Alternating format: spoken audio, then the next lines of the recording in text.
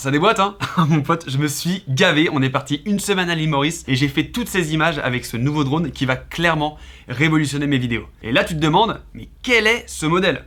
T'inquiète pas, je vais te le présenter. Allez, c'est parti.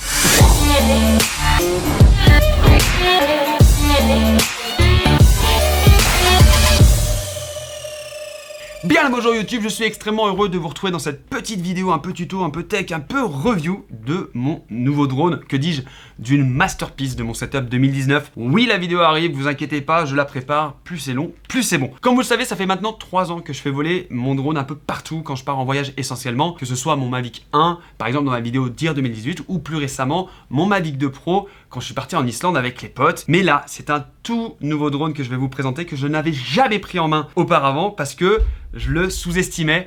Et quelle erreur d'avoir sous-estimé ce drone. Mesdames et messieurs, faites un triomphe, un tonnerre de pouces bleus, de commentaires, d'abonnements au Mavic 2 Zoom. Yes.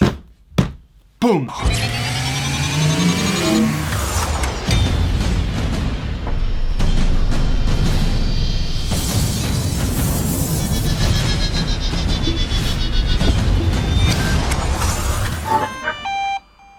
Mais arrête, je te le dis, arrête d'avoir un manque de confiance en toi. C'est pas parce que les gens ne t'ont pas acheté que t'es pas meilleur. Je te le dis, moi après t'avoir testé, je te préfère toi.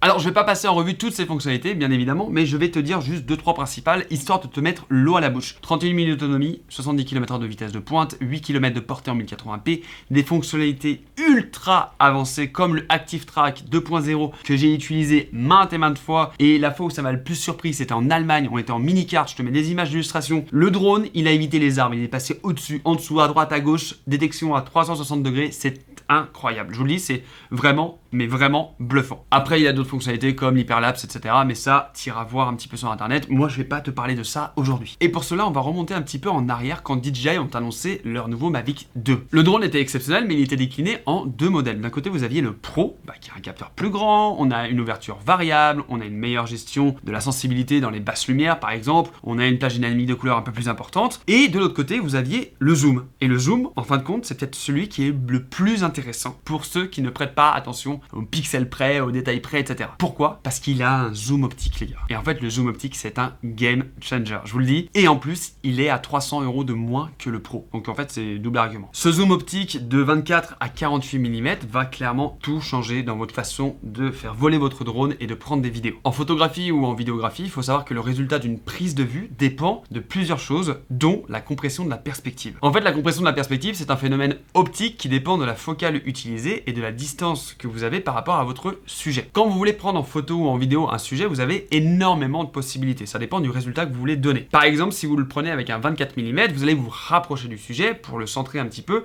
et donc du coup, vous allez avoir une déformation de celui-ci et un arrière-plan assez ouvert. Maintenant, si vous vous reculez de quelques mètres et que vous prenez un 50 mm, là, vous allez avoir un arrière-plan qui est beaucoup plus fermé et un sujet qui va complètement ressortir du fond. C'est ce qu'on appelle une compression de la perspective. C'est d'ailleurs avec cette technique qu'on va pouvoir décrocher le sujet du fond, mais ça on y reviendra peut-être dans une autre vidéo. Pour mieux comprendre ce phénomène, je vous mets une petite vidéo d'Harry Fararoy, c'est un photographe vidéaste qui est mais talentueux comme jamais, d'ailleurs allez le suivre sur Instagram, et qui a pris ce petit arbre de Joshua et qui vous a fait différentes focales, différentes perspectives, et vous voyez vraiment la différence entre les wide angle et les zooms.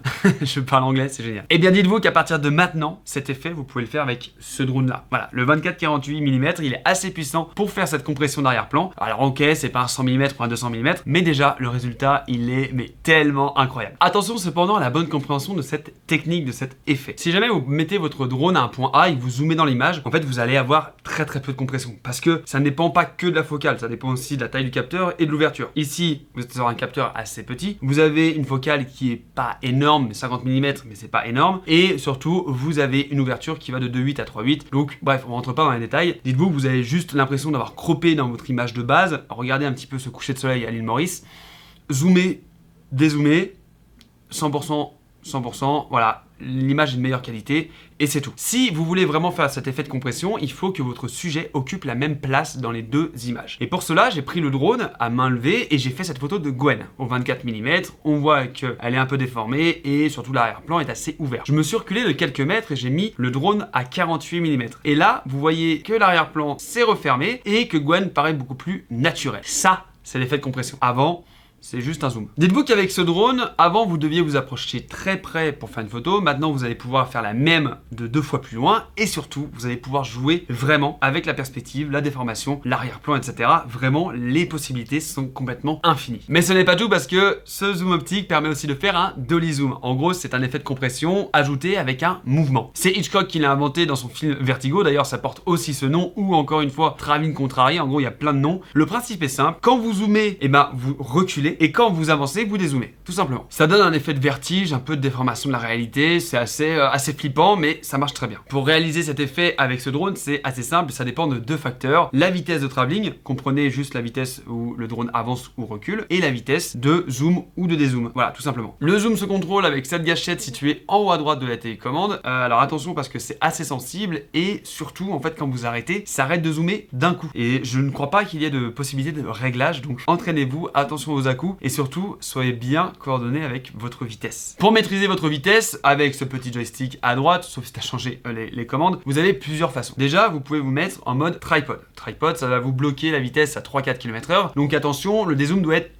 très lent, et si vous êtes bon, vous pouvez même faire un petit effet hyperlapse avec un flou de mouvement, etc. Mais bon, ça je parle vraiment aux initiés. Après, vous avez aussi le mode cinématique qui va vous permettre d'avoir des accélérations et des décélérations assez douces, ou tout simplement les régler manuellement dans les menus afin d'avoir une sensibilité vraiment qui vous correspond. Et à partir de ce moment-là, en fait, il suffit de vous entraîner, de faire les bons réglages, et derrière, vous allez pouvoir faire des plans mais juste incroyable. Dernière petite particularité de ce drone, et après je te laisse tranquille, il a une fonction super résolution en photo. C'est-à-dire qu'à la base, il a un capteur de 12 mégapixels, mais il est capable de prendre une photo grand angle en 48 mégapixels. Je l'avais pas testé à Maurice, et quel con j'ai été. Franchement, c'est assez impressionnant, et il y a que lui qui peut le faire, tu vas très vite comprendre pourquoi. En gros, quand tu actives ce mode qui est assez facile à trouver, en gros tu vas dans le menu photo, tu vas dans le petit onglet photo, tu tapes sur la prise de vue, tu mets panorama, et tu mets super res point, et là tu te retrouves avec la même interface, sauf que quand tu positionnes ton drone et que tu appuies sur la touche photographier, il va se passer un truc assez drôle. En fait, le drone va te dire ne touche à rien parce que il va zoomer dans l'image et il va prendre 9 photos qu'il va après assembler pour te sortir un JPEG de 16 mégas, 20 mégas environ de 48 mégapixels. Ça marche super bien. La différence entre le 12 mégapixels zoomé et le 48 mégapixels, il n'y a pas photo.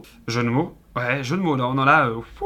Attention d'ailleurs, je pense que quand il y a un peu de vent, le résultat n'est pas aussi incroyable, donc faites-le dans un environnement assez calme. Voilà, on a fait le tour des fonctionnalités qui différencient vraiment le Mavic 2 Pro du Mavic 2 Zoom. Je voulais pas vous faire une présentation globale parce que je pense que le drone est sorti depuis assez longtemps, mais pour moi, ces fonctionnalités amènent à beaucoup plus de créativité qu'un grand capteur avec une ouverture, etc. Franchement, pour les cinématophiles, etc. Est-ce que ça dit cinématophile? Non.